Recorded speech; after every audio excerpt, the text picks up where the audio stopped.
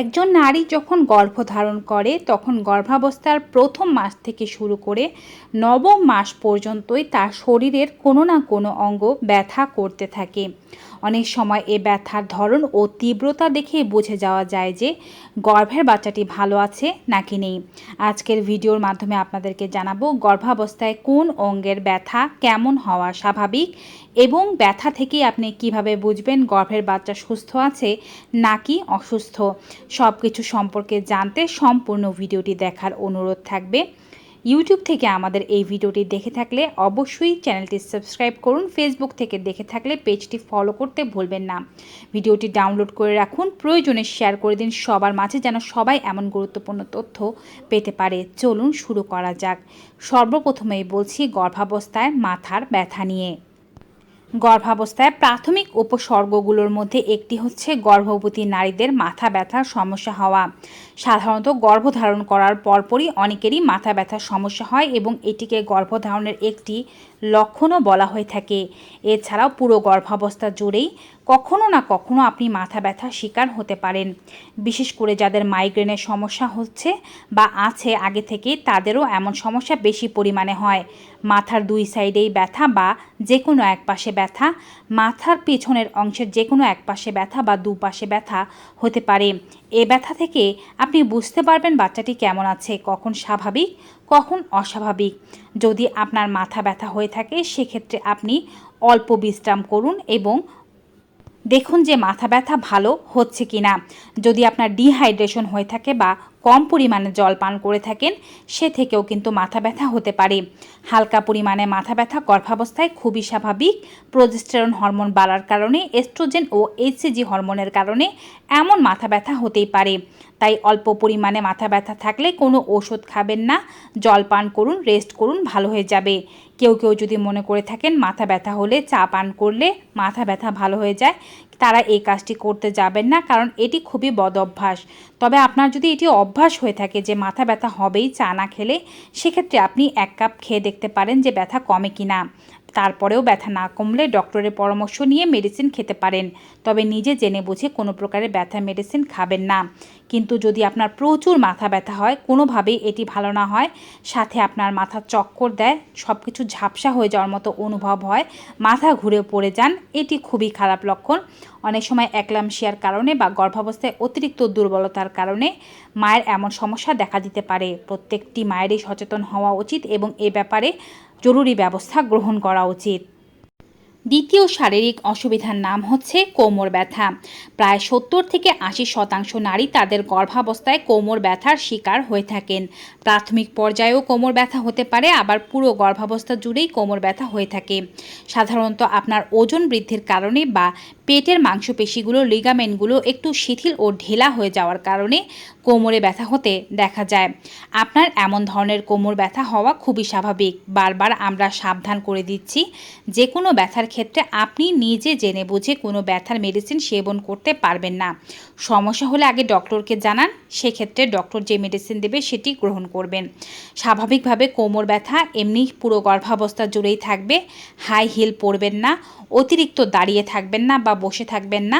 শোয়ার জন্য বাঁ কাতকে নির্বাচন করুন, বাঁ কাত ফিরে বেশি পরিমাণে ঘুমানোর চেষ্টা করুন। এতে করে কিন্তু কোমর ব্যথা এমনিতেই অনেকটা কমে যায়। এছাড়াও আপনি মাসাজ নিতে পারেন। যদি মাসাজ নেন কোমর ব্যথা অনেকটাই কম থাকবে। ঠান্ডা বা গরম সেক দিতে পারেন, যাও আপনাকে কোমর ব্যথায় আরাম দিতে পারবে। বসার সময় পিঠের কাছে একটি বালিশ দিয়ে বসার চেষ্টা করুন, যা আপনার কোমরকে সাপোর্ট দেবে এবং ব্যথা কম হবে। কোমর ব্যথা হলে শুয়ে থাকুন, রেস্ট নিন। সব কিছুর পরেও যদি আপনার কোমর ব্যথা ভালো না হয় এবং সাথে যদি কোমরের মাঝখানে নিচের দিকে তীব্র ব্যথা হতে থাকে, সাথে তলপেটের দিকেও এই ব্যথা ছড়িয়ে যেতে থাকে, যোনি দিয়ে কোনো প্রকারের তরল দেখতে পান বা কোনো প্রকারের রক্ত দেখতে পান, সেক্ষেত্রে বুঝবেন এটি একটি বিপদের চিহ্ন।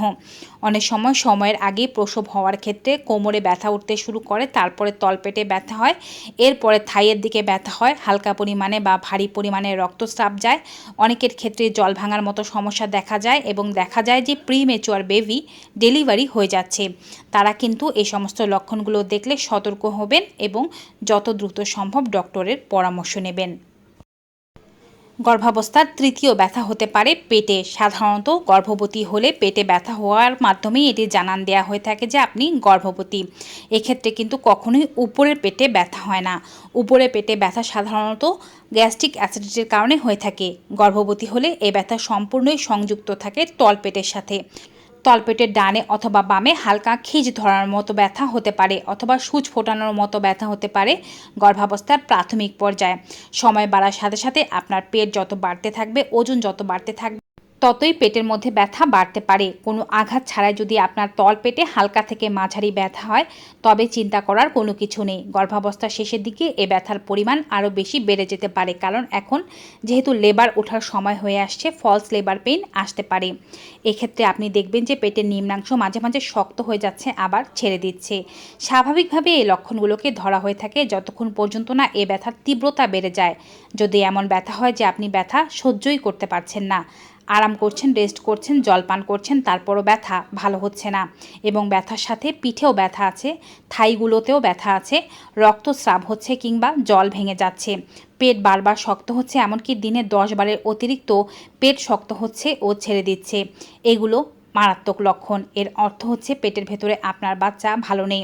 এমনকি শেষের দিকে কেন, গর্ভাবস্থার প্রাথমিক পর্যায়ে এমনটা হতে পারে। একটপিক প্রেগনেন্সির ক্ষেত্রে পেটে তীব্র ধরনের ব্যথা হয়, অনেকে অজ্ঞান হয়ে যাওয়ার মতো অনুভব করেন কিংবা সেন্সলেস হয়ে যান, সাথে তীব্র ধরনের রক্তপাত হয়। এক্ষেত্রে বাচ্চা জরায়ু ছাড়া গর্ভের অন্য কোনো জায়গায় স্থাপিত হওয়ার কারণে এমন সমস্যা হয়। যে কোনো অবস্থাতে তীব্র ব্যথা হলে ডক্টরকে দেখানো জরুরি। সর্বশেষ যে ব্যথার কথা বলছি তা হচ্ছে স্তনে ব্যথা। গর্ভাবস্থার এটিও একটি লক্ষণ। গর্ভধারণ করার পরপরই নারীর স্তন পরিবর্তন হতে থাকে এবং স্তনে ব্যথা হতে থাকে। কারো ডান স্তনে বেশি ব্যথা হয়, কারো বাঁ স্তনে বেশি ব্যথা হয়, কারো দুটোতেই বেশি ব্যথা হয়, কারো নিপলেও ব্যথা হয়, কারো গ্ল্যান্ডগুলোতেও ব্যথা হয়। স্তন ফুলে যায়, এরিওলা আরও বেশি কালো হয়ে যায়, কারো কারো স্তন দিয়ে তরল বা দুধ আসতে দেখা যায়। স্নান করতে গেলে বা হালকা পরিমাণে সিঁড়ি ওঠা নামাতেও আপনার সমস্যা হতে পারে। সময়ের সাথে সাথে কারো এ ব্যথা কমে যায়, কারো কারো এ ব্যথা একেবারে বাচ্চাকে যতদিন পর্যন্ত দুগ্ধ পান করাতে থাকেন ততদিনও থাকে। বিভিন্ন নারীর ক্ষেত্রে বিভিন্ন ধরনের লক্ষণ দেখা দিতে পারে। কিন্তু স্তনের এই ব্যথা যদি খুব তীব্র হয়ে থাকে, স্তন দিয়ে রক্ত বা পুজ আসতে দেখা যায়, চাকা চাকা বেঁধে যায়, স্তনের বোটা যদি ভেতরের দিকে ঢুকে যায়, কোনো একটি জায়গা ট্যাপ খেয়ে যায়, সেক্ষেত্রে আপনি বুঝবেন এটি কোনো সুস্থ গর্ভবতীর লক্ষণ নয়। স্তনে কোনো সমস্যা দেখা দিচ্ছে বিধায় আপনার এমন লক্ষণ দেখা দিচ্ছে।